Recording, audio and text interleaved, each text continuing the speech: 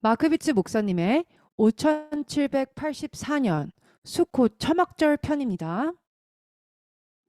오늘 제가 여러분께 수콧 또는 초막절이 얼마나 중요한지에 대해 나누겠습니다. 첫 번째는 수콧에 대한 컨셉에 대해 나눌 거예요. 하나님께서 이 절기를 통해 우리와 어떻게 의사소통하고 싶어 하시는지 알려드리겠습니다. 하나님께서 여러 가지 중요한 메시지를 우리에게 가르치시지만 가장 중요한 메시지는 무엇일까요?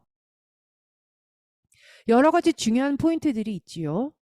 그런데 그 중에 가장 중요한 포인트를 알려드릴게요. 먼저 성경에서 수콧에 대해 가장 먼저 언급된 구절이 어디인지 아시는 분이 계신가요? 창세기 33장 17절. 모세보다 훨씬 이전인 사람, 바로 우리 야곱에 대한 말씀을 읽겠습니다. 창세기 33장 17절.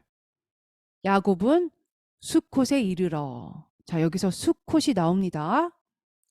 자기를 위하여 집을 짓고. 자, 집이라고 했지만 장막을 지은 것이지요. 히브리어로 수콧이라고 합니다. 그의 가축을 위하여 우릿간을 지었으므로, 자, 우릿간도 수콧입니다. 그 땅 이름을 수콧이라고 부르더라. 야곱은 장막을 쳤습니다. 장막을 단수로 수카라고 하지요. 야곱은 잠시 머무를 장막을 만들었습니다. 하나님께서도 하늘과 땅을 임시로 사는 곳으로 만드셨습니다. 우리의 육신도 이 땅에 잠시 머무르는 것이지요. 제가 어렸을 때 항상 하고 싶어 했던 것이 있었었는데요. 사진처럼 화려하진 않지만 침대 위에 텐트를 치길 원했었지요. 어떤 때는 부모님이 텐트에 들어오기도 하고 정말 재밌게 놀았던 것 같습니다. 하나님이 바로 이렇게 하신 것입니다. 하나님께서 우리를 위해 이 세상을 만드셨지요. 이 세상은 잠시 사는 장소가 되는 것입니다. 이 세상은 없어지게 될 것입니다. 그리고 우리는 영원히 거하는 곳에 하나님과 함께 살게 될 것입니다. 자, 화면에 묘지가 있는데요. 우리의 육신도 잠시 이 땅에 머물다가 가게 되는 것입니다. 함께 레위기 23장 33절 말씀을 보겠습니다. 여호와께서 모세에게 말씀하여 이르시되 이스라엘 자손에게 말하여 이르라. 일곱째 달 15째 날은 초막절이니 여호와를 위하여 이레 동안 지킬 것이다. 하나님께서는 하루가 1000년 같다고 하셨는데요. 초막절의 7일은 7000년을 의미하고 7000년의 시간이 되면 임시적으로 사는 곳이 없어지게 되는 것입니다. 창조 때부터 하나님께서는 초막절을 7000년 동안 또는 7일 동안 기념하시고 천년왕국 이후에 새 하늘과 새 땅이 임하게 되는 것입니다. 그렇기 때문에 초막절은 7일을 지켜야 하는 것입니다. 이 세상을 창조하실 때로 7일이 걸렸지요. 창세기에 하나님께서 하늘과 땅을 지으신 목적은 사람들이 이 땅에 잠시 거주할 수 있도록 지으신 것입니다. 이사야서 51장 6절 말씀 보겠습니다. 너희는 하늘로 눈을 들며 그 아래의 땅을 살피라. 하늘이 연기같이 사라지고 땅이 옷같이 헤어지며 거기에 사는 자들이 하루살이같이 죽으려니와. 우리의 육신이 잠시 이 땅에 머무는 것뿐만 아니라 하늘과 땅도 임시로 있는 것이지요.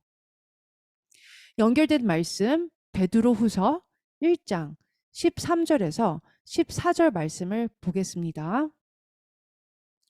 내가 이 장막에 있을 동안에 너희를 일깨워 생각나게 함이 옳은 줄로 여기노니 이는 우리 주 예수 그리스도께서 내게 지시하신 것 같이 나도 나의 장막을 벗어날 것이 임박한 줄을 알미라. 장막이라는 단어가 헬라어로 이스케이노스라고 하고요. 임시 거주지라는 뜻을 가지고 있습니다. 장막을 비유적으로 오두막이라고도 할 수 있겠지요. 그런데 방금 읽은 구절은 베드로가 자기 육신에 대해 말한 것입니다. 내가 입고 있는 육신의 장막은 없어지고 새로운 몸을 갖게 될 거라고 한 것이지요. 고린도후서 5장 1절 말씀. 만일 땅에 있는 우리의 장막 집이 무너지면 하나님께서 지으신 집, 곧 손으로 지은 것이 아니요 하늘에 있는 영원한 집이 우리에게 있는 줄 아느니라. 초막절의 전체적인 컨셉은 모든 것이 다 일시적이라는 것입니다. 우리 모두는 식구 중에 돌아가신 분도 계시고 애완견이 죽기도 하고 등등 모든 것이 다 일시적이지요.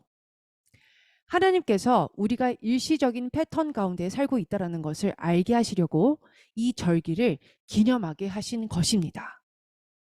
그런데 영원한 세상이 앞으로 오게 될 것이고 제가 믿기로는 그 날이 곧 올 것이라고 생각합니다. 화면에 지구와 태양을 보여드릴게요. 가장 처음에 있었던 초막절에 무슨 일이 일어났나요? 그리고 가장 먼저 지켰던 그 초막절은 언제일까요? 창세기에 하나님께서 장막이 되셔서 아담과 이브와 함께 거하셨잖아요. 교회의 대체신학적인 사고, 즉 헬라적인 사고방식으로는 바른 관점의 예언을 이해할 수 없습니다. 예언서를 보면요. 이 일은 벌써 일어난 것이니 다시는 안 일어나겠네 라고 교회는 생각하지요. 그것은 잘못된 사고방식입니다. 초막절에 대한 예언은 아직 다 이뤄지지 않았습니다. 그 예언은 성취되고 또 성취되고 또 성취되는 것입니다. 예를 들어서 하나님의 시간표를 보여드리겠습니다. 에덴 동산에서 아담과 이브가 쫓겨났지만 그 이후에도 하나님께서는 여전히 함께 거하시길 원했습니다. 그래서 모세 때 회막을 통해 하나님과 함께 거하는 초막절이 다시 성취된 것이지요. 그리고 솔로몬 때 또 성취됩니다. 그리고 에스라, 느헤미야가 다시 성전을 짓게 됩니다. 그 이후에 헤롯이 다시 짓지요. 유대인들이 다시 짓게 됩니다. 예수와께서 탄생하실 때도 초막절은 성취되었습니다. 이것이 바로 초막절의 성취인 것입니다. 예수와의 3년 반의 공생의 사역 기간 동안 초막절은 요한복음 7장에 다시 성취되었습니다. 천년 왕국 때 에스겔에서 본 성전에서 주님이 치리하실 때에도 초막절이 다시 성취되는 것입니다. 천년 왕국 이후에도 새 하늘과 새 땅이 임하고 초막절이 다시 성취되는 것이지요. 무천년설을 주장하시는 분들의 문제는 한 번 일어난 일은 다시 일어나지 않는다는 것입니다. 잘못된 것이지요. 이전에 일어났던 것은 앞으로도 일어날 것이기 때문입니다. 자, 다른 관점으로 보는 것이지요. 마치 서 있는 곳에서 집을 보는 것과 비행기에서 집을 내려다보는 것과 다른 것처럼 말이죠. 모든 절기는 여러 번 성취가 되고 또 되는 것입니다. 그렇기에 우리가 하나님의 달력과 함께 가야 하는 것입니다. 이번 해에도 또 다른 성취의 해가 되는 것이지요. 여러분이 이 부분에 대해 이해가 되시길 바랍니다. 하나님의 궁극적인 계획은 항상 우리와 함께 거하시는 것입니다. 레위기 23장 41절에서 44절 말씀 보겠습니다. 너희는 매년, 자 며칠 동안이지요? 매년 1회 동안 여호와께 이 절기를 지킬지니. 다시 말씀드리지만 7일은 하나님의 7천년을 의미하는 것입니다. 너희 대대의 영원한 규례라. 너희는 7째 달에 이를 지킬지니라. 너희는 1회 동안 초막에 거주하되. 저희는 우리가 사는 집이 영구적인 것이고 텐트는 일시적이라고 생각할 수 있지만요. 우리가 사는 집도 일시적인 것입니다. 우리는 우리가 사는 곳이 영구적이 아니라는 것을 우리 자신에게 계속 상기시켜야 하는 것이죠. 그래서 너희는 1회 동안 초막에 거주하되 이스라엘에서 난 자는 다 초막에 거주할지니 이는 내가 이스라엘 자손을 애굽 땅에서 인도하여 내던 때에 초막에 거주하게 한 줄을 너희 대대로 알게 함이니라. 나는 너희의 하나님 여호와니라. 모세는 이와 같이 약속된 여호와의 절기를 이스라엘 자손에게 공포하였더라. 이스라엘은 애굽에서 출애굽했습니다. 애굽은 세상을 의미하지요. 이스라엘은 하나님의 자녀이기 때문에 하나님께서 세상으로부터 거룩하게 구별시키시고 구해주셔서 약속의 땅으로 인도하신 것입니다. 하나님께서 3번이나 초막에 거해야 한다고 방금 읽은 말씀에서 우리가 읽었습니다. 우리는 현재 성전이 없기 때문에 모든 것을 다 할 수는 없지만 성전이 없는 상태에서 우리가 할 수 있는 것들을 우리가 해야 하는 것입니다. 출애굽기 25장 8절에서 9절 말씀. 내가 그들 중에 거할 성소를 그들이 나를 위하여 짓되 무릇 내가 내게 보이는 모양대로 장막을 짓고 기구들도 그 모양을 따라 지을지니라. 이 구절은 초막을 의미하는 구절입니다. 모든 것은 실제 인물을 따라 지어지게 되는 것입니다. 이것이 무엇을 뜻할까요? 하늘에서도 초막절을 지킨다라는 것이지요. 수컷인 오늘 하늘에서 예수와께서 태어나셨다고 축하하며 기념하는 것입니다. 하늘에서 7일 동안 잔치를 벌이는 것이지요. 이 땅에서 일어나는 것은 하늘에서도 일어난다는 것을 아셔야 합니다. 모세의 성막과 초막절이 성취되었다는 것은 놀라운 사실입니다. 창세기에서 하나님께서 우리가 살 수 있게 장막을 지으셨고 출애굽기에서는 창세기 이야기를 되새기면서 이번엔 인간이 하나님을 거할 수 있는 임시 성막을 지은 것입니다. 하나님께서 우리를 위해 처음 거할 곳을 만들어 주셨고 하나님께서 우리에게 당신께서 거할 수 있는 성막을 만들라고 하신 것입니다. 하나님께서 우리 중에 거하시고 싶어 하는 것이 바로 성막, 초막인 것입니다. 요한복음 1장 14절 말씀 보겠습니다. 말씀이 육신이 되어 우리 가운데 거하심에 우리가 그의 영광을 보니 아버지의 독생자의 영광이요 은혜와 진리가 충만하더라. 역사의 창조는 임시처소를 기념하는 초막절로 시작합니다. 또 내가 새 하늘과 새 땅을 보니 처음 하늘과 처음 땅이 없어졌고 바다도 다시 있지 않더라. 또 내가 봄에 거룩한 성 새 예루살렘이 하나님께로부터 하늘에서 내려오니 그 준비한 것이 신부가 남편을 위하여 단장한 것 같더라. 내가 들으니 보좌에서 큰 음성이 나서 이르되 보라 하나님의 장막이 사람들과 함께 있음에 하나님이 그들과 함께 계시리니 그들은 하나님의 백성이 되고 하나님은 친히 그들과 함께 계셔서 모든 눈물을 그 눈에서 닦아주시니 다시는 사망이 없고 애통하는 것이나 곡하는 것이나 아픈 것이 다시 있지 아니하리니 처음 것들이 다 지나갔음이러라. 방금 읽은 구절에서 주님께서는 사람들과 거하시며 초막절에 함께 즐거워하십니다. 슬퍼하거나 죽음이 없고 애통이나 고통이 없는 것이지요. 초막절의 중요한 메시지는 이 땅의 장막은 일시적이라는 것입니다. 이 사실은 우리가 지인을 먼저 하늘에 보내었거나 사랑하는 사람을 보냈을 때 참 위로가 되는 말이지요. 우리 자신도 다 일시적인 곳에 거하고 있습니다. 먼저 하늘에 가신 분들은 영원한 곳에 먼저 가신 것 뿐입니다. 이제 하나님의 율법에 쓰여져 있는 말씀을 보겠습니다. 율법에는 초막절에 대해 무엇이라고 말씀하고 있나요? 레위기 23장 1절에서 2절. 여호와께서 모세에게 말씀하여 이르시되 이스라엘 자손에게 말하여 이르 이것이 나의 절기들이니 너희가 성회로 공포할 여호와의 절기들이니라. 자, 누구의 절기들이라고 하시지요? 여호와의 절기들. 이스라엘에게 절기들을 주셨지만 이스라엘의 절기들이 아닌 여호와의 절기들입니다. 레위기 23장 4절 말씀 보겠습니다. 자, 단어를 하나하나 짚어드릴게요.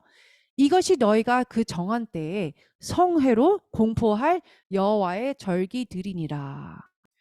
맨 위에 히브리어로 방금 읽은 구절이 있어요. 그리고 그 아래에는 영어로 어떻게 읽는지 발음이 써 있고요. 그 아래는 영어로 성경 구절이 써 있습니다. 이것은 절기들이라고 하는데요. 그 절기들이라는 단어에는 검은색 네모가 표시되어 있습니다. 거룩한 성회가 또 노란 네모로 표시되어 있어요. 공포하다라는 단어는 초록 네모로 표시되어 있어요. 계절들은 또한 빨간 네모로 표시되어 있습니다. 영어 번역이 얼마나 잘못됐는지 알려드릴게요. 검은색 네모 안에 절기들은요, 히브리어로 무엇이라고 할까요? 자, 위에 히브리어로 써 있는 부분에 검은 네모가 표시되어 있죠. 모아딤이라고 읽습니다. 모아딤은 약속된 시간을 말하는 것이지요. 노란색 네모 안에 거룩한 성회는 미크라인데 여기에 미크라라고 써 있죠. 뜻은 거룩한 성회 또는 드레스 리허설을 뜻합니다. 이 거룩한 성회는 앞으로 일어날 것을 예언적으로 알려주는 리허설이 되는 것이지요. 초록색 네모 안에는 공포하다라는 단어가 있습니다. 티크레오라고 히브리어로 말하는데요. 이 단어의 어근은 카라라고 하고요. 공포하다, 선포하다라는 뜻을 가지고 있어요. 우리는 절기를 선포해야 하는 것입니다. 그렇기에 우리는 하나님의 달력을 따르고 모든 열방에게 절기를 지키라고 알려야 되는 것이지요. 가장 놀라운 것은 빨간색 네모 안에 계절들이라고 써 있는 단어입니다. 절기들은 모아딤이라고 하는데 그럼 계절들은 무엇이라고 할까요? 모아딤이라고 합니다. 이 구절에서는 베모아담이라고 읽습니다. 그런데 절기들이란 단어와 계절들이란 단어는 똑같은 히브리 단어를 사용하고 있지요. 우리는 절기, 자 영어로는 잔치로 표현되는데요. 절기라는 단어를 들으면 잔치에 빠질 수 없는 그 음식에 대해 생각하게 됩니다. 계절이란 단어를 들으면 봄, 여름, 가을, 겨울을 떠올리지요. 자, 이것이 문제인 것입니다. 이 두 단어는 보시다시피 히브리어로 똑같은 단어인 것입니다. 영어로는 두 개의 다른 단어를 쓰지만 히브리어로는 같은 단어를 사용한다는 것을 아셔야 하는 것입니다. 이것은 바로 신성한 약속을 의미합니다. 정해진 시간인 것이지요. 이것을 이해하는 것이 얼마나 중요한지 예를 드리겠습니다. 미국에서 4월 15일에 무슨 일이 있었지요? 세금 보고하는 시즌입니다. 모두가 알고 있지요. 미국 국세청에 가서 이 날짜를 6월 달로 변경하면 안 될까요? 라고 물어볼 수 있을까요? 그럴 수 없습니다.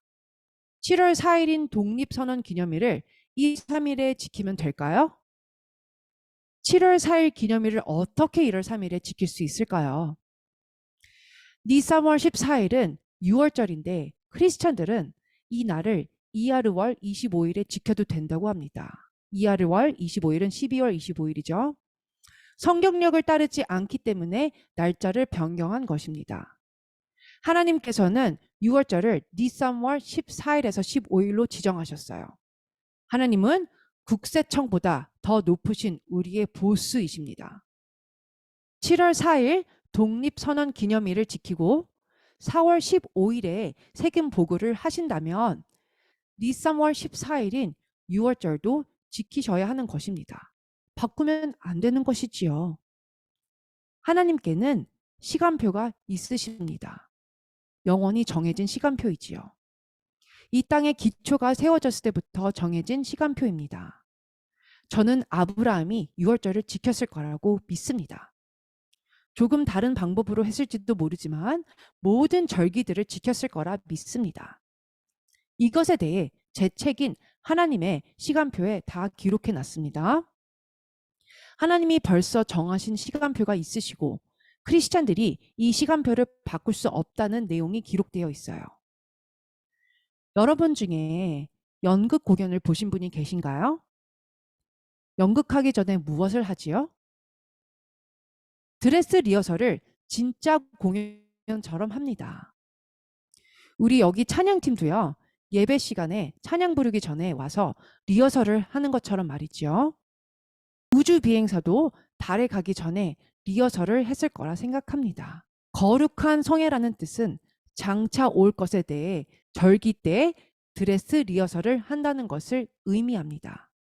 이스라엘 유대인들이 깨닫지 못했을지라도 이들이 유월절 때 어린 양을 죽였던 이유가 니산월 14일에 예수아가 장차 오셔서 십자가에 죽으실 것이기 때문이었습니다. 우리가 성경력을 바꾼다면 언제 예언이 성취됐는지 알 수가 없는 것이지요. 자, 이곳에 결혼하신 분이 얼마나 계신가요? 결혼하기 전에 두 사람이 언제 몇 시에 할 것인지 동의해야 하지요. 어린 양의 혼인잔치 또는 메시아의 결혼식에 가려면 언제 가야 할지 주님께서 결정하셔야지 우리가 결정하면 안 되는 것입니다. 이 모든 절기들은 신성한 약속인 것입니다. 그런데 선포하라, 공포하라 라는 뜻은 벌써 절기를 지키는 자들을 의미하는 것이에요. 하나님께서 아들의 결혼식에 여러분을 오라고 개인적으로 보내시는 초대장인 것이지요. 화면에 있는 사람이 룰라브와 에트로그를 가지고 있네요. 절기는 하나님께서 정하신 신성한 약속입니다. 하나님께서 우리의 길을 인도하시는 것이지 우리가 인도하는 것이 아닙니다. 나는 조종사고 주님은 내 곁에 계신 부조종사예요.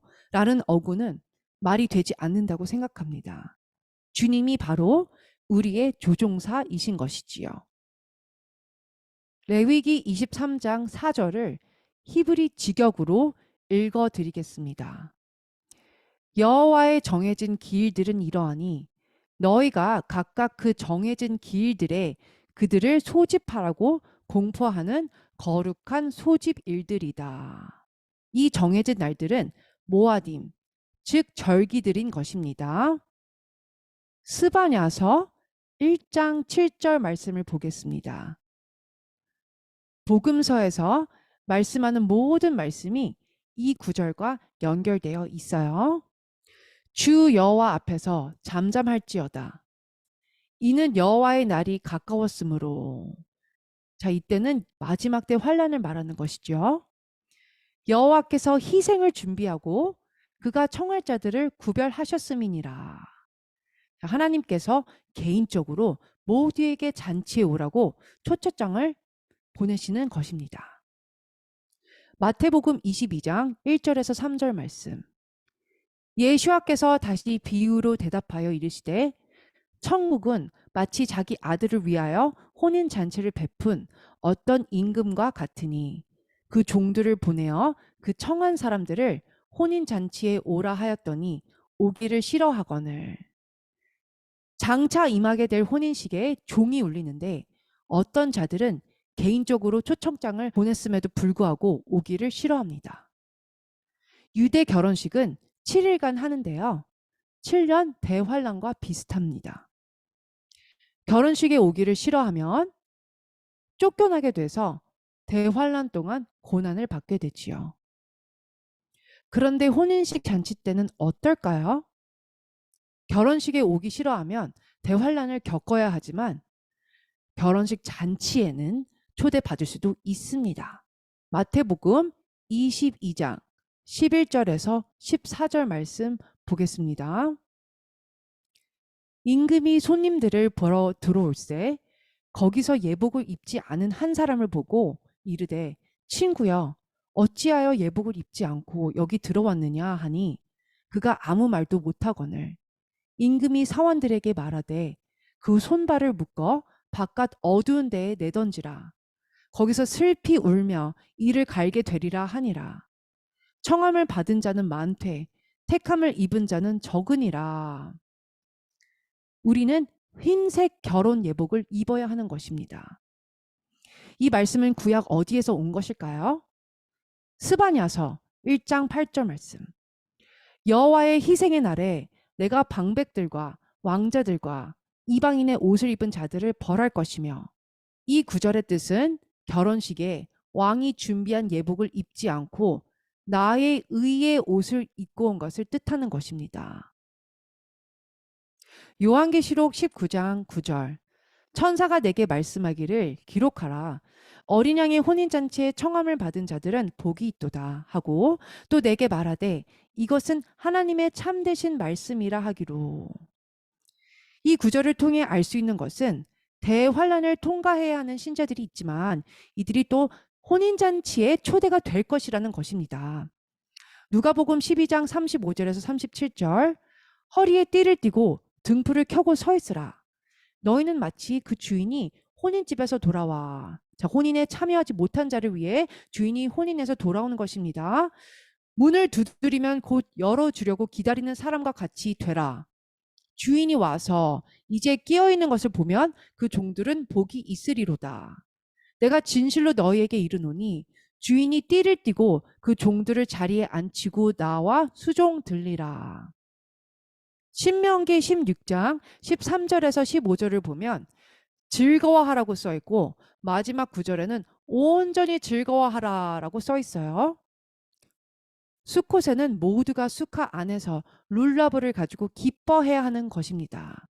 저희 공동체도 수카를 만들었어요. 출애굽기 34장 29절.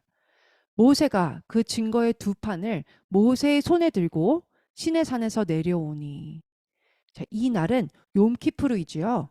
그리고 5일이 지나면 수콧입니다. 출애굽기 35장 10절을 보면 백성들이 수콧 때 성막을 짓기 시작했어요. 출애굽기 35장 22절을 보면 백성들이 모든 것을 가져와서 성막을 지었습니다. 이 날은 수콧, 즉 초막절이었죠. 민수기 29장 12절에서 13절. 일곱째 달 15째 날에는 너희가 성회로 모일 것이요. 이래 동안 여호와 앞에 절기를 지킬 것이라. 첫날에 너희 번제로 여호와께 향기로운 화제를 드리되 수송아지 13마리와, 자, 13마리의 소를 보여드리겠습니다. 왜 13마리의 송아지를, 그리고 그 다음 날은 12마리, 그리고 11마리, 10마리, 9마리, 8마리, 7마리 이렇게 드릴까요? 다 합치면은 몇 마리일까요? 70마리입니다.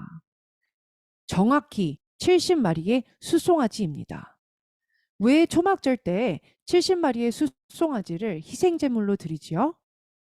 열방의 70국가들을 의미하는 것입니다. 욤키프르 때 이스라엘은 제사장 국가로서 먼저 속죄를 하게 되는 것이고요.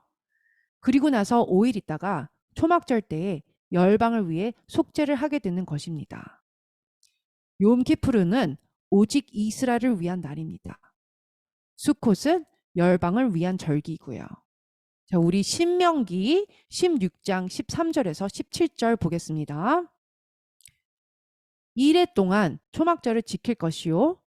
절기를 지킬 때에는 너와 내 자녀와 노비와 내 성중에 거주하는 레위인과 객과 고아와 과부가 함께 즐거워하되. 15절 중간에 보면 내 하나님 여호와께서는 모든 일에 복 주실 것이니 라고 써 있어요. 자, 15절 읽으면 여호와께서 내 모든 소출과 내 손으로 행한 모든 일에 복 주실 것이니 너는 온전히 즐거워할지니라. 왜 온전히 즐거워하지요? 하나님으로부터 복을 받았기 때문입니다. 16절 하반절을 보면 초막절에 내 하나님 여호와께서 택하신 곳에서 여호와를 배웁되 빈손으로 여호와를 배웁지 말고. 왜 빈손으로 오면 안 되나요? 빈손으로 오면요, 그것은 하나님께서 나에게 복을 주시 않으셨어 라는 뜻이기 때문입니다. 각 사람이 내 하나님 여호와께서 주신 복을 따라 그 힘대로 드릴지니라. 하나님께서 이미 주신 복을 따라 예물을 주님 앞에 가져오라고 하시는 것입니다. 스가랴서 14장 14절에서 19절 말씀을 보면 초막절을 지키라고 3번이나 나옵니다. 스가랴서 14장은 주님이 재림하셨을 때입니다. 중간에 16절에 보면 예루살렘을 치러 왔던 이방 나라들 중에 남은 자가 해마다 올라와서 그 왕 망군의 여호와께 경배하며 초막절을 지킬 것이라. 땅에 있는 족속들 중에 그 왕 망군의 여호와께 경배하러 예루살렘에 올라오지 아니하는 자들에게는 비를 내리지 아니하실 것인즉, 만일 애굽 족속이 올라오지 아니할 때에는 비 내림이 있지 아니하리니 여호와께서 초막절을 지키러 올라오지 아니하는 이방 나라들의 사람을 치시는 재앙을 그에게 내리실 것이라. 애굽 사람이나 이방 나라 사람이나 초막절을 지키러 올라오지 아니하는 자가 받을 벌이 그러하니라. 스가랴서 14장 3절에서 4절 말씀. 그때 여호와께서 나가사 그 이방 나라들을 치시되 이웃날에 싸운 것 같이 하시리라. 그날에 그의 발이 예루살렘 앞 곧 동쪽 감람산에 서실 것이요. 감람산은 그 한 가운데가 동서로 갈라져 매우 큰 골짜기가 되어 산 절반은 북으로 절반은 남으로 옮기고. 이 말씀으로 앞으로 이스라엘이 어떻게 될지 상상이 되시나요? 이 일이 생기기 전에 이스라엘에 한 번쯤은 가보시면 좋을 것 같습니다. 여호와 우리 엘로힘 우주의 왕이시여, 우리에게 진리의 토라를 주시고 살아있는 말씀을 주신 당신을 송축합니다. 성령의 능력을 통해 메시아 예수와의 구속의 사역이 완성되고 당신 홀로 우리에게 영원한 생명을 주신 우리 하나님 여호와를 송축합니다. 여러분께 나눌 것이 정말 많습니다. 먼저 레위기 23장의 말씀을 볼 텐데요. 모든 절기에 대한 말씀은 레위기 23장과 29장에 나와 있습니다. 레위기 23장 39절에서 40절. 너희가 토지 소산 거두기를 마치거든 일곱째 달 15날부터, 바로 오늘을 말하는 것이죠. 이래 동안 여호와의 절기를 지키되 첫날에도 안식하고, 만약 수컷이 수요일에 시작하면 수요일이 안식일이 된다라는 뜻입니다. 우리는 오늘과 내일 2번의 안식일이 연달아 있네요. 말씀을 계속 보면 8째 날에도 안식할 것이요. 자, 초막절을 7일을 지키라고 했는데 8째 날이 왜 나오는 것일까요? 8째 날은 쉐미니 아제렛이라고 합니다. 다음 샤밧 때에 이것에 대해 말씀드리겠습니다. 매우 중요한 날이지요. 말씀을 계속 보겠습니다. 첫날에는 너희가 아름다운 나무 실과와 종려나무 가지와 무성한 나무 가지와 신의 버들을 취하여 너희의 하나님 여호와 앞에서 이래 동안 즐거워할 것이라. 사람들이 불평하지 않고 즐거워하기가 쉽지는 않습니다. 초막절 7일 동안 생각과 마음과 입술을 지켜야 하는 것이지요. 여러분께 제 손에 있는 나뭇가지들에 대해 설명을 해드리겠습니다. 먼저 큰 레몬같이 생긴 에트로그는요, 메시아의 아름다움과 열매 맺는 가지를 의미합니다. 에트로그는 메시아의 열매와도 같은 것이지요.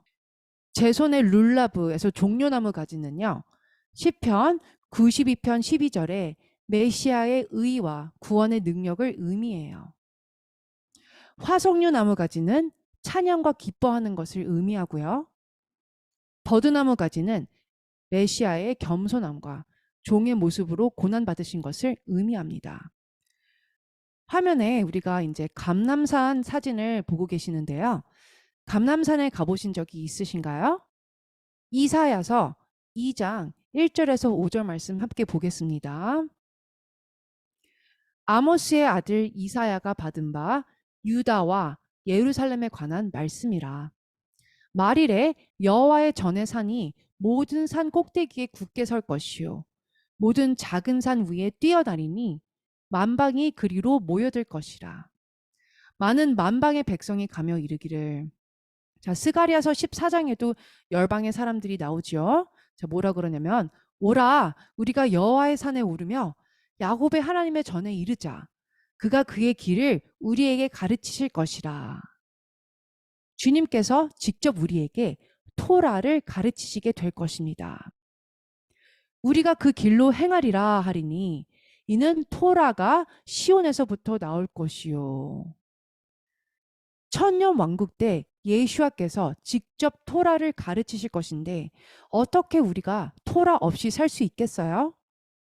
과거에도 토라가 좋은 거라면 미래에도 좋은 것이지요.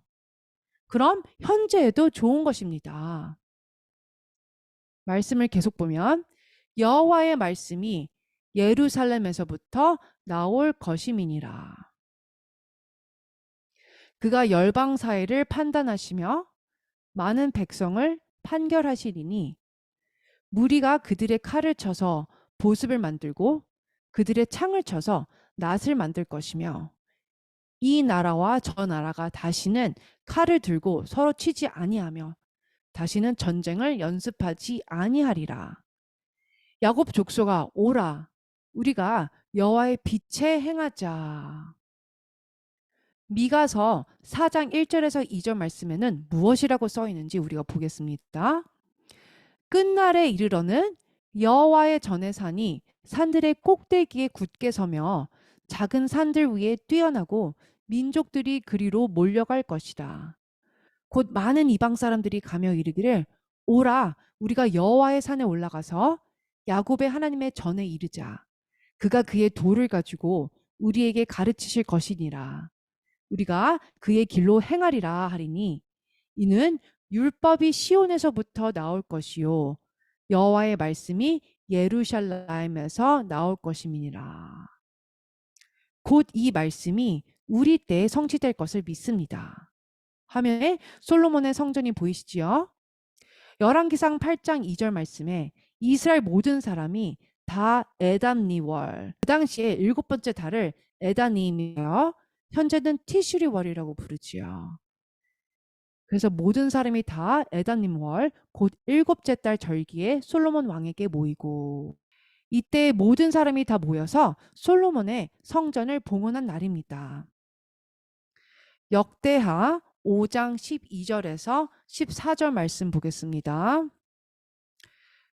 노래하는 레위 사람 아삽과 헤만과 여두둔과 그의 아들들과 형제들이 다 세마포를 입고 제단 동쪽에 서서 재금과 비파와 수금을 잡고 또 나팔 부는 제사장 120명이 함께 서 있다가 이 날은 초막절이었습니다. 계속해서 말씀을 보면 나팔 부는 자와 노래하는 자들이 일제히 한 마음으로 소리를 내어 여호와를 찬송하며 감사하는데 나팔 불고 재금치고 모든 악기를 울리며 소리를 높여 여호와를 찬송하여 이르되 선하시도다 그의 자비하심이 영원히 있도다 하매 그때에 여호와의 전에 구름이 가득한지라. 제사장들이 그 구름으로 말미암아 능히 서서 섬기지 못하였으니 이는 여호와의 영광이 하나님의 전에 가득함이었더라. 이날 모든 사람들이 한 마음이었습니다.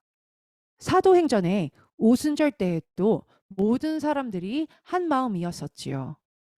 아론과 모세가 유월절 때 성막을 거룩히 할 때에도 한 마음이었다고 말씀에 써 있습니다. 하나님의 영광이 유월절에, 오순절에, 초막절에 임한 것입니다. 베드로후서 1장 16절 말씀. 우리 주 예수 그리스도의 능력과 강림하심을 너희에게 알게 한 것이 교묘히 만든 이야기를 따른 것이 아니요 우리는 그의 크신 위엄을 친히 본 자라. 변화산에서 베드로가 그 위엄을 봤습니다.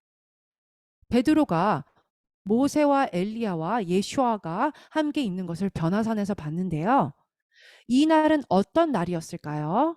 수콧이었습니다. 제가 증명해 드리겠습니다. 자, 베드로와 또 다른 제자 2명은 강림하신 메시아를 봤던 증인들이었어요. 방금 읽은 구절 첫 부분에 우리 주 예수와 하마시아의 능력과 강림하심을 너희에게 알게 한 것이 라고 써 있습니다. 들이 강림하신 메시아를 봤던 증인들이었어요. 화면에 지도를 보겠습니다. 대부분의 기독교인들은 변화산이 이스라엘의 다볼산이라고 생각합니다. 그런데 변화산은 북쪽의 헬몬산이었어요. 제가 어떻게 알까요? 그것은 바로 성경에 써 있기 때문입니다. 마가복음 8장 22절 말씀 볼게요. 벳세다의 이름에 사람들이 맹인 한 사람을 데리고 예수와께 나와 손 대시기를 구하거늘. 예수와께서는요, 막달라 근교에 계시다가 벳세다에 이르신 것입니다. 남쪽에 빨간 네모안에 다볼산이 보이시지요? 다시 말씀드리지만 예수와께서는 그 위에 막달라에서 더 위에 벳세다로 가셨습니다. 마가복음 8장 27절 말씀을 이제 보겠습니다. 방금 읽은 말씀과 같은 장에서 몇 구절만 뒤로 가면 찾을 수 있어요. 예수와께서 제자들이 빌립보 가이사랴 여러 마을에 나가실세. 빌립보 가이사랴는 북쪽에 있어요. 그럼 이 도시와 가까운 산은 어느 산일까요? 제가 현재 사는 곳을 화면에서 보여드리겠습니다. 화면에 큰 르네르 산이 보이시지요? 그 화면 바로 아래쪽에는 푸얄롭 계곡의 해수면을 보고 계십니다. 자, 저는 중간에 보니 호수라고 불리우는 언덕에 살고 있어요. 언덕 옆에는 바로 르네르 산이 있습니다. 언덕보다 높은 것을 높은 산이라고 하지요. 보니 호수라고 불리우는 동쪽 언덕은 높이가 608피트, 185m입니다. 이스라엘에 있는 다볼산은요, 636피트, 바로 194m가 되지요. 그래서 다볼산과 보니 호수의 동쪽 언덕은 비슷한 높이입니다. 사실 다볼산은 산이라고 하기보다는 언덕이라고 하는 게 맞을 것 같아요. 자, 헬몬산의 높이는 9,232피트, 자, 2,814m입니다. 높은 산이라고 부를 수 있죠. 저희 동네 르네르 산보다는 높지는 않습니다. 근데 예수와께서 빌립보 가이사랴에 계셨고 헬몬산이 바로 옆에 있었습니다. 마가복음 9장 1절 말씀 볼게요. 또 그들에게 이르시되 내가 진실로 너희에게 이르노니 여기 서 있는 사람 중에는 죽기 전에 하나님의 나라가 권능으로 임하는 것을 볼 자들도 있느니라 하시니라. 엿새 후에, 자, 6일은 6천년을 의미한다고 했습니다. 메시아께서는 7일의 시작 또는 7천년의 시작에 재림하실 것입니다. 엿새 후에 예수와께서 베드로와 야고보와 요한을 데리시고 따로 높은 산에 올라가셨더니, 자, 언덕이라고 써 있지 않습니다. 높은 산이라고 써 있어요. 그들 앞에서 변형되사 그 옷이 광채가 나며, 제자들이 지금 무엇을 본 것이지요? 능력으로 강림하시는 메시아를 본 것입니다. 그리고 나서 베드로가 말하기를 라삐여, 우리가 여기 있는 것이 좋사오니 우리가 초막 셋을 짓되 하나는 주를 위하여, 하나는 모세를 위하여, 하나는 엘리야를 위하여 하사이다 하니. 자, 왜 이렇게 말했을까요? 왜냐하면 베드로는 이것을 초막절 때 봤던 것입니다. 그래서 수칼을 각각 짓자고 했던 것입니다. 놀랍지요? 자, 다시 말씀드리지만 6일은 6천년을 의미합니다. 로샤샤냐, 욤키프루, 수콧, 이 모든 절기가 7번째 달에 있습니다. 이때 모든 일들이 일어나게 되는 것이지요. 자, 화면에 예수와 때의 성전을 보게 되실 것입니다. 그 당시 살았던 요세푸스의 글에 따르면 성전에서 절기를 지켰을 때에 예루살렘에 200만 명의 사람들이 있었다고 합니다. 왜냐하면 여러 나라에서 다 왔기 때문이에요. 아프리카, 이란, 이라크 등등에서 유대인들이 1년에 3번은 꼭 와야 했었습니다. 이들은 예루살렘에서 잔치를 벌였지요. 요세푸스의 글에 예루살렘에 도착한 순례자들은 성전뜰에 와서 기뻐했습니다. 라고 써 있습니다. 왜냐하면 이들은 이렇게 기념해야 하기 때문이에요. 이 절기의 핵심은 기쁨으로 계명에 따라 물을 제단에 붓는 물 전제 의식을 하는 것이었습니다. 왜 물을 부을까요? 이스라엘은 사막입니다. 물이 귀하지요.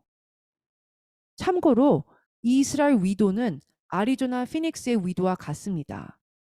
그래서 지도에 선을 이렇게 그으면요. 같은 위도에 있는 것을 알 수 있지요. 자, 그래서 매해 이때에 백성들의 온전한 관심사는 생명의 물이 하늘에서 내리게 해달라고 기도하는 것이었습니다. 작물이 자라려면 비가 필요했기 때문이에요. 7일 동안 하늘에서 비를 내려달라고 기도를 한 것이지요. 예수와께서 우리의 생수의 강물이 되시지요. 두 번째 성전 때부터 이스라엘의 현자들이 물 전제 의식에 대해 말하기를 그들은 물 전제 의식을 경험해 보지 않은 사람은 큰 기쁨을 경험해 보지 못한 사람이라고 했습니다. 화면에 여인의 뜰을 보고 계십니다. 사진에 있는 계단에 올라가면 니카노르 문에 이르게 됩니다. 이 계단에 120명의 제사장들이 시편의 할례를 부르고 있었습니다. 여인의 뜰에서 모든 사람들이 줄을 서서 제사장들이 춤추고 기뻐하는 것을 보게 됩니다. 여인의 뜰에 있는 발코니에서는 여인들이 내려다보고 있네요. 화면 중앙에 4개의 불이 있는 큰 촛대가 보이시지요? 길이가 7층 정도의 길이 정도 되는 75피트, 자 23m가 되고요. 어린 제사장이 기름을 가지고 사다리를 타고 올라가서 기름을 채웁니다. 그래서 불이 계속 탈 수 있게 말이지요. 초의 심지는 더 이상 입지 않은 제사장의 헌옷으로 만들었습니다. 제사장들은 피가 묻은 옷을 빨지 않았었거든요. 제사장들의 헌옷들을 조각으로 자르고 난 다음에 여인의 뜰에 있는 바구니에 보관하게 됩니다. 이 조각들로 큰 촛대의 초의 심지를 만들고 남은 것은 여인들이 집에 가서 사용하기도 했습니다. 이 잔치는 24시간 7일 연속으로 안식일 때에도 했었지요. 매일 밤을 기뻐했습니다. 제사장들이 횃불로 공예를 하기도 했습니다. 완전한 축제의 순간이었지요. 그런 다음 2명의 제사장이 계단에 올라가 나팔을 불게 되고 그런 다음에 모두가 함께 나팔을 불게 됩니다. 성전의 뜰에서 잔치의 빛이 밝혀지는 순간 예루살렘 전체에 그 빛이 밝혀졌기 때문에 불을 켜지 않아도 됐다고 합니다. 요한복음 7장은 초막절에 관한 장입니다. 그 다음 장 요한복음 8장 12절을 보면 예수와께서 또 말씀하여 이르시되 나는 세상의 빛이니 나를 따르는 자는 어둠에 다니지 아니하고 생명의 빛을 얻으리라 라고 말씀하셨어요. 이때가 바로 초막절 기간 중 빛을 밝힐 때였습니다. 그 당시 아시다시피 전기가 없었지요. 우리가 밤중에 그 세계 지도를 보면요. 사람들이 살고 있는 곳에는 빛들이 있는 것을 볼 수가 있잖아요. 그 당시에는 세계 전체가 예루살렘만 빼놓고 다 깜깜했습니다. 그리고 예수와께서 내가 세상의 빛이라고 하신 것입니다. 지금 제가 흥미로운 것을 말씀드릴 텐데요. 아까 큰 촛대의 초의 심지를 무엇으로 만들었다고 했었지요? 제사장이 희생제물을 드리고 나서 빨지 않은 헌옷을 조각으로 잘라 심지를 만들었다고 말씀드렸습니다. 이 헌옷 조각이 바로 예수아가 아기였을 때 아기 몸을 감쌌던 포대기였습니다. 예수아께서 우리의 죄 때문에 피가 묻은 제사장 옷의 조각을 몸에 감싼 것이었지요. 자, 레위인들은요, 여인의 뜰에서 이스라엘의 뜰로 이어지는 15개의 계단에 서서 온갖 종류의 악기들을 연주합니다. 아까 화면에 2명의 제사장이 계단 맨 꼭대기에 서서 은나팔을 불게 되는 것을 봤지요. 이 모든 것은 물 전제 의식을 기념하기 위해 하는 것이었습니다. 그곳에는 위층에 특별한 발코니가 있었어요. 다시 화면에 보여드릴게요. 이스라엘의 여성들이 산에 들이내 남성들이 춤추는 것을 볼 수 있게 발코니가 있었습니다. 자, 예루살렘은 200만 명의 사람들로 가득 찼습니다.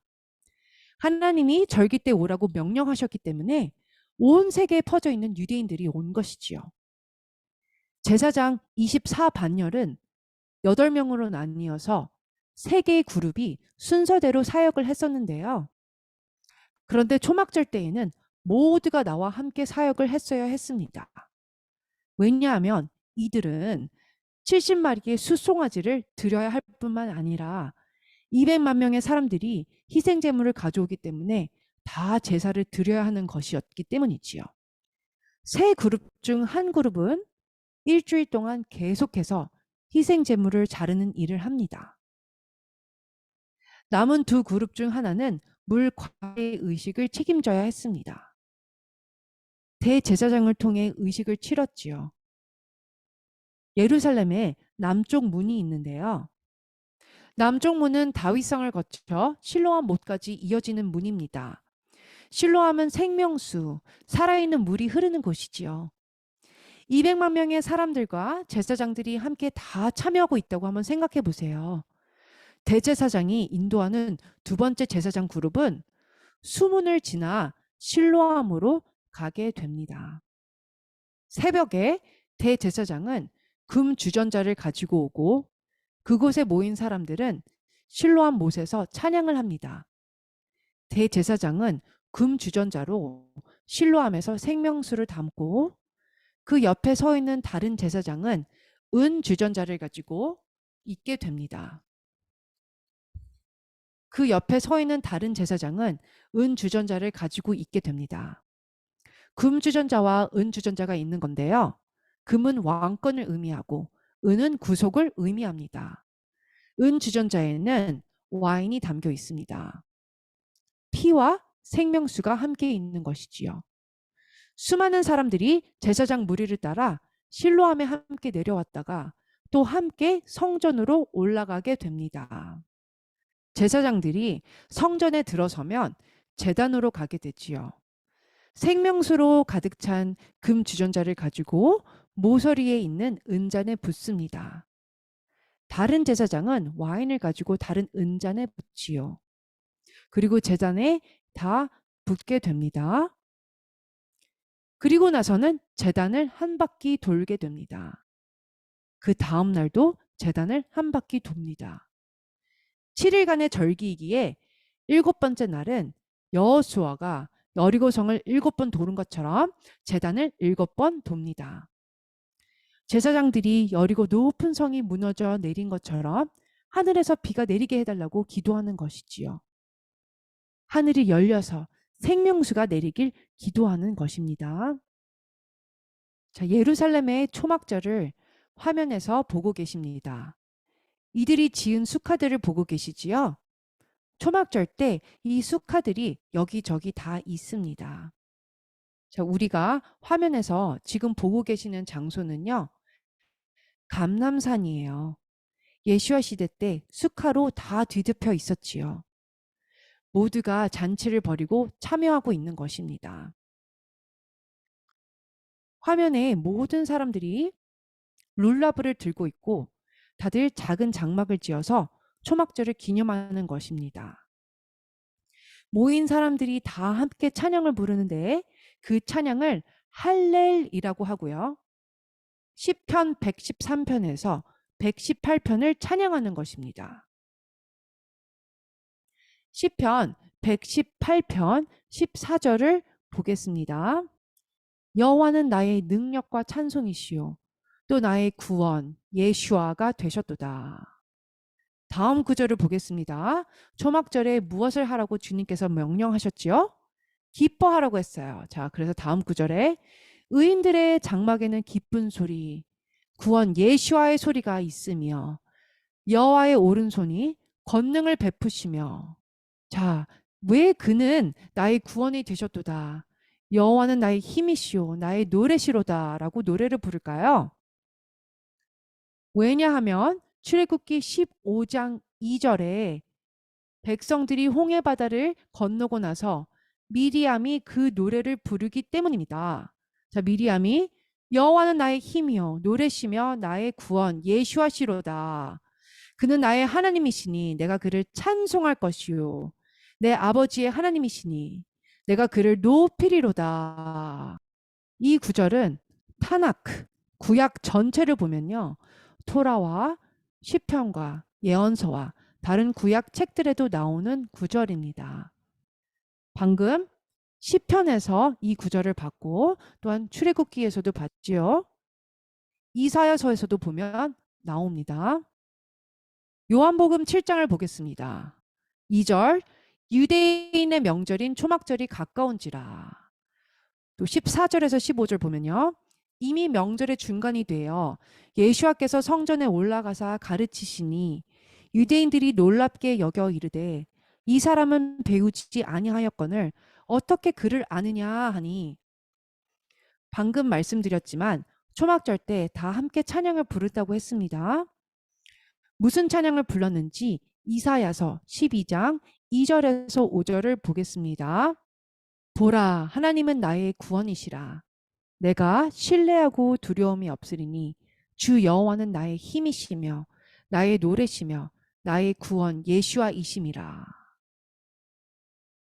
수많은 사람들이 함께 찬양하며 노래 부를 때 예수와께서 무리 가운데에 나타나셔서 말씀하시게 되십니다. 누구든지 내게로 오면 그 배에서 생수의 강물이 흘러나오리라 라고 하시지요. 이 말씀은 이사야서 12장에 나옵니다. 계속해서 말씀을 보면 그날에 너희가 또 말하기를 여호와께 감사하라. 그의 이름을 부르며 그의 행하심을 만국 중에 선포하며 그의 이름이 높다 하라. 여호와를 찬송할 것은 극히 아름다운 일을 하셨음이니 이를 온 땅에 알게 할지어다. 큰 무리가 함께 이 부분을 찬양할 때 예수와께서 무리 가운데에 서서 하신 말씀이 요한복음 7장 37절에서 38절에 나옵니다. 명절 끝날 곧 큰 날에 예수와께서 서서 외쳐 이르시되 누구든지 목마르거든 내게로 와서 마시라. 나를 믿는 자는 성경의 이름과 같이 그 배에서 생수의 강이 흘러나오리라 하시니. 화면에 보시는 것처럼 예수와께서 무리 가운데에 나타나셔서 너희가 찬양을 부른 구절처럼 내가 생수의 강물이다 라고 외치신 것입니다. 그런데 예수와께서 나타나셔서 방해했다는 이유로 사람들은 화가 났습니다. 그렇지만 부르던 찬양을 끝내야 했었지요. 이사야서 12장 말씀은 어떤 말씀으로 그래서 끝이 나나요? 시온의 주민아 소리 높여 부르라. 이스라엘의 크고 거룩하신 이가 너희 중에서 계시민이라 할 것이라.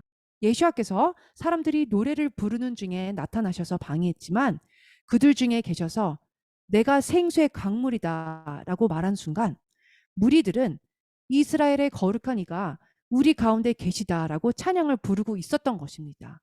놀랍지 않나요? 스가랴서 14장 8절에서 9절. 그날에 생수가 예루살렘에서 솟아나서 절반은 동해로 절반은 서해로 흐를 것이라. 여름에도 겨울에도 그러하리라. 여호와께서 천하의 왕이 되시리니 그날에는 여호와께서 홀로 한 분이실 것이요 그의 이름이 홀로 하나 에하드이실 것이라. 매해 초막절 때마다 열방이 함께 모일 때 예수와께 생일 축하합니다를 불러야 하는 것입니다.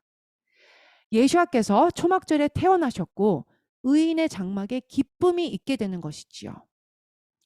시편의 말씀이 성취되었고 공생의 사역의 마지막 때에 그분께서 메시아라고 하셨습니다. 사진에 종려나무 가지들을 모은 것을 보고 계십니다. 자, 이스라엘에서 다른 가지들도 모아서 함께 수칼을 만들게 됩니다. 또 이 가지들을 가지고 성전으로 가서 제단의 가지를 세워 수칼을 만들지요. 제사장의 첫 번째 그룹은 희생 제물들을 자른다고 했습니다. 두 번째 그룹은 대제사장과 함께 실로암에 가서 생명수와 또 보혈을 상징하는 포도주를 가지고 옵니다. 세 번째 그룹은 동쪽 문으로 나가서 모잡 골짜기로 가서 버드나무 가지들을 꺾어서 가져옵니다. 버드나무 가지들은 20피트, 6미터 정도 됩니다. 수많은 제사장들이 버드나무 가지들을 들고 한 발자국 가면 버드나무 가지를 흔들고 또 한 발짝 가면 버드나무를 흔들게 됩니다. 동쪽 문까지 올라갈 때까지 그렇게 하지요. 수많은 사람들이 버드나무 가지를 흔드는 소리를 상상해 보세요. 히브리어로 바람은 루아크라고 하고요. 성령도 루아크라고 합니다. 예루살렘 남쪽 문으로는 생수의 강물과 보혈이 수문을 통해 들어오고 동쪽 문에서는 성령의 바람이 성전을 향해 불어오면서 오는 것입니다.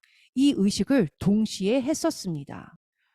두 그룹이 양쪽 문에 다다랐을 때 성전 동남쪽 모서리 가장 위에 서 있는 한 제사장이 그들을 멈추게 합니다. 그리고 제사장들이 피리를 불었어요. 피리는 구멍이 있어야 소리가 나오지요. 그것처럼 손과 발에 구멍이 난 메시아께서 루아크, 성령의 바람과 생명수가 성전에 오도록 부르시는 것이지요. 이제 제가 특별한 날짜들에 대해 설명해 드리겠습니다. 메시아께서는 BC 4년 수콧 초막절이 있는 15일 날에 태어나셨습니다. 온 열방이 이 세상의 왕 되신 그분의 생일을 축하하기 위해 모두 예루살렘에 올 것입니다. 이 날은 보름달이 뜨는 날이지요. 천년 왕국 동안 매년 이와 같은 생일 파티를 할 것입니다. 메시아께서 성경력으로 3757년, 그때가 BC 4년입니다. 그때 태어나셨습니다. 그는 공생의 사역을 3786년, 서기 26년 가을에 거의 30세가 되었을 때 시작하셨습니다. 그리고 3790년 봄에 죽었죠. 그리고 그때는 서기 30년이에요.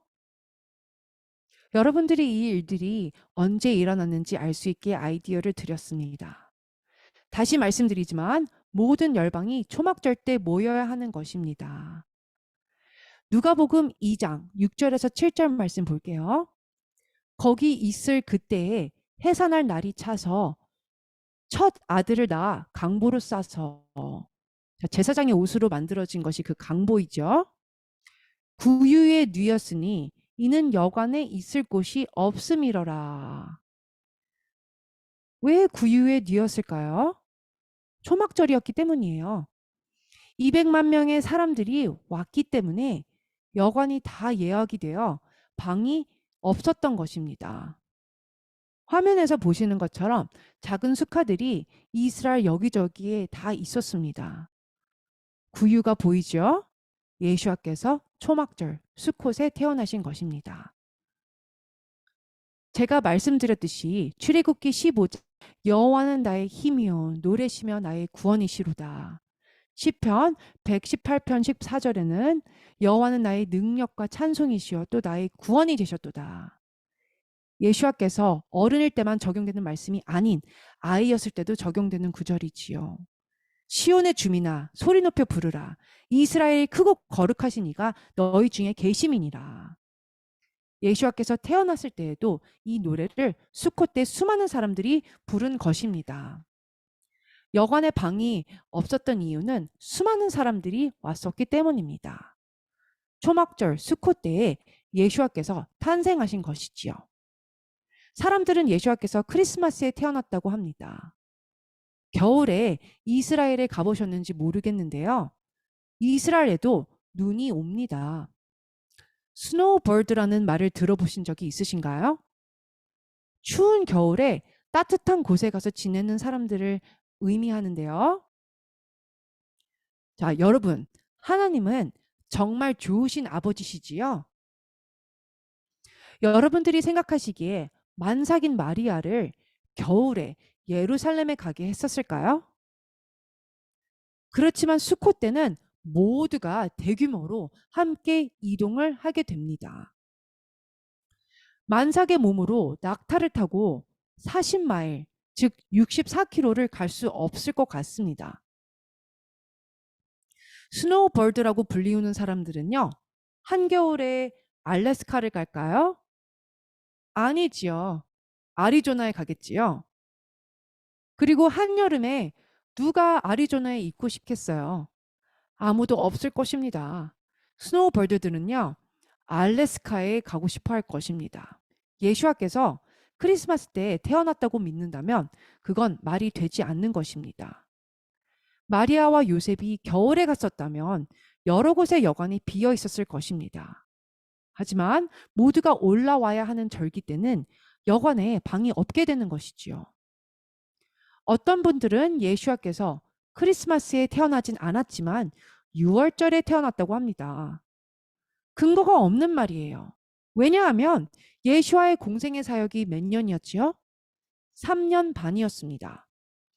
만약 6월절에 태어났다고 하면 성경에서 예수와는 30년을 살고 나서 그가 공생의 사역을 3년 반 하셨는데요. 그렇게 되면 십자가에 못 박혀 죽었을 때가 수콧이 되어야 합니다. 6월절이 아니지요. 그렇지만 수콧에 태어나서 마지막 3년 반의 공생애를 하고 나면 예수와의 죽음의 날은 6월절이 되는 것입니다. 자, 마무리를 하겠습니다. 누가복음 2장 20절에서 22절. 목자들은, 자, 다시 말씀드리지만 이스라엘 겨울에 목자들이 들판에 있지 않습니다. 목자들은 자기들에게 이르던 바와 같이 듣고 본 그 모든 것으로 인하여 하나님께 영광을 돌리고 찬송하며 돌아가니라. 할례할 8일이 되매 그 이름을 예수아라 하니 곧 잉태하기 전에 천사가 일컬은 바로다. 모세의 법대로 정결 예식의 날이 참에 아기를 데리고 예루살렘에 올라가니. 이 구절이 무엇을 의미하는지 아시나요? 만약 예수와께서 수꽃 첫째 날에 태어났다면 여덟 번째 날 쉐미리 아제렛이죠. 그날에 할례를 하는 것입니다. 아이의 할례 받는 날에 아이가 피를 흘림으로 인해 하나님께서는 아브람과의 언약을 확증시키는 것이지요. 시므온과 안나는 이 아이가 메시아라고 했습니다. 이제 여러분께 놀랄 만한 것을 나누겠습니다. 이사야서 9장 6절에서 7절 말씀. 이는 한 아이가 우리에게 낳고 한 아들을 우리에게 주신 바 되었는데 그의 어깨에는 정사를 메었고. 자, 누구를 말하는 것이지요? 예수아이십니다. 그의 이름은 기묘자라, 묘사라, 전능하신 하나님이라, 영존하시는 아버지라, 평강의 왕이라 할 것임이라. 그 정사와 평강의 더함이 무궁하며 또 다윗의 왕자와 그의 나라에 군림하여. 자, 이것은 예수와께서 유대인이라는 것을 뜻합니다. 다윗의 왕자의 유다 지파이십니다. 그 나라를 굳게 세우고 지금 이후로 영원히 정의와 공의로 그것을 보존하실 것이라. 만군의 여호와의 열심히 이를 이루시리라. 이 예언의 말씀을 통해 예수와께서 다윗의 혈통이라는 것을 알 수 있습니다. 마태복음 1장 20절에서 23절. 이 일을 생각할 때에 주의 사자가 현명하여 이르되 다윗의 자손 요셉아 내 아내 마리아 히브리어로는 미리암 데려오기를 무서워하지 말라. 그에게 잉태된 자는 성령으로 된 것이라. 아들을 낳으리니 이름을 예수아라 하라. 이는 그가 자기 백성을 그들의 죄에서 구원할 자이심이라 하니라. 이 모든 일이 된 것은 주께서 선지자로 하신 말씀을 이루려 하심이니 이르시되 보라 처녀가 잉태하여 아들을 낳을 것이요 그의 이름은 임마누엘이라 하리라 하셨으니 이를 번역한즉 하나님이 우리와 함께 계시다 함이라. 창세기 24장 16절을 보겠습니다. 제가 누구를 말하는지 맞춰보세요. 창세기 24장을 보면요. 엘리에셀이라는 자가 있었는데요. 이 자는 이삭의 부인을 찾고 있었습니다. 그가 말하기를 내가 우물 곁에 서 있을 것인데 처녀가 와서 물을 길게 되면 마실 물을 달라고 할 것이라고 했습니다. 창세기 12장 16절에는요. 젊은 여자, 처녀를 얘기해요. 처녀가 물을 기르러 오거든이라고 써 있어요. 히브리어로 여기 쓰여진 처녀는 화면 맨 위에 베툴라라고 써 있습니다. 베툴라는 항상 처녀를 의미해요. 그런데 일단 창세기 24장 16절을 보면요. 그 소녀는 보기에 심히 아리답고 지금까지 남자가 가까이 하지 아니한 처녀더라. 그가 우물로 내려가서 물을 그 물동이에 채워 가지고 올라오는지라. 그리고 그 아래에 43절을 보면 내가 이 우물 곁에 서 있다가 젊은 처녀가 물을 기르러 오거든. 내가 그에게 청하기를 너는 물동이의 물을 내게 조금 마시게 하라 하여. 43절의 처녀는요. 히브리어로 베툴라가 아니고요. 알마라고 합니다. 이 두 구절은 같은 여인을 말하는 것입니다. 첫 번째 구절은 처녀를 베툴라라고 하고요. 두 번째 24장 43절에 나오는 구절에서 처녀는 알마라고 합니다. 성경에서 처음으로 이 구절에 알마가 사용되지요. 그러면 이 두 단어의 차이점은 무엇일까요? 기본적으로 어린 소녀들은 처녀입니다.